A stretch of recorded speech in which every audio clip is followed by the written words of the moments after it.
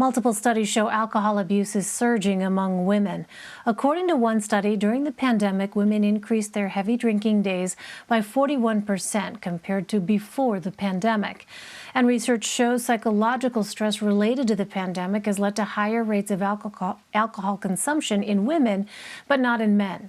For more on this, I'd like to bring in Dr. Bankole Johnson. He is a psychiatrist, neuroscientist, addiction expert, and chief medical officer for Adial Pharmaceuticals. Dr. Johnson, welcome. Thanks very much for being with us. Why is pandemic stress causing women to consume alcohol at higher rates than men? Thank you for inviting me on your show. Well, it's obvious, I think, because women often bear the brunt of looking after the family. They also tend to have to look after young children who are now at home more often.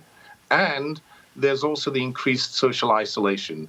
And as you know, social isolation is a very difficult problem with women in general, because it tends to occur because during the time in which the workplace is active, the kids are at school, and therefore there's social isolation. So here we have a problem in which during the pandemic, it's difficult to get people to visit you. It's difficult to get other people to be in touch with you. And here you are at home, not much to do. And doctor, is this more prevalent in women of a certain age group? Well, usually women in the age group of about in their 30s up to probably the mid-50s are the most affected, because they tend to be women in childbearing age, and also they tend to have younger children at home. As you know, the more young children you have at home as a woman, the higher the risk of depression, the higher the risk of alcohol use disorder. And during this pandemic, we're coming on to the second pandemic, which is a pandemic of alcohol use, which I think is going to be pretty difficult.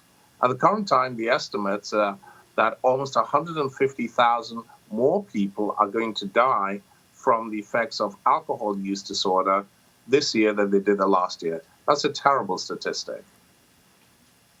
Well, heavy drinking affects women and men differently because of biological differences.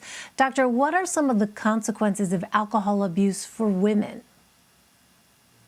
Well, in women, it's particularly a problem because it affects all the organs. For example, it makes the bones thinner, so there's a greater risk of osteoporosis. It affects fertility. It also affects growth.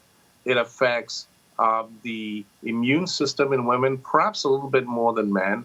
So in general, women tend to have more effects of alcohol than men, and also their livers are smaller pound for pound, and therefore they can't metabolize alcohol as fast.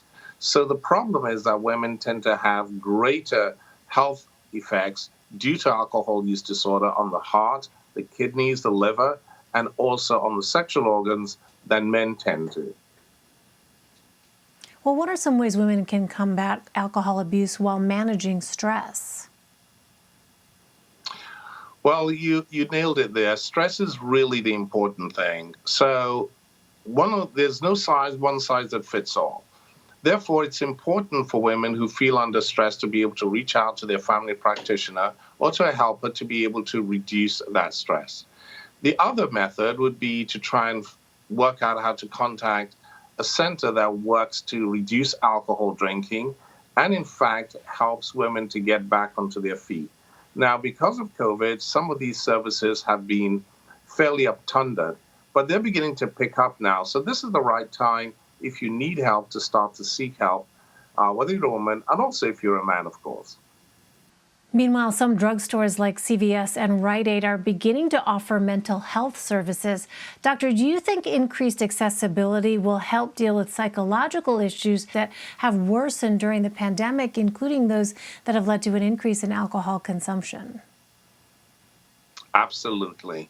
The greater the access there is, the less the stigma. Unfortunately, the stigma of alcohol use disorder still remains fairly prevalent in the United States.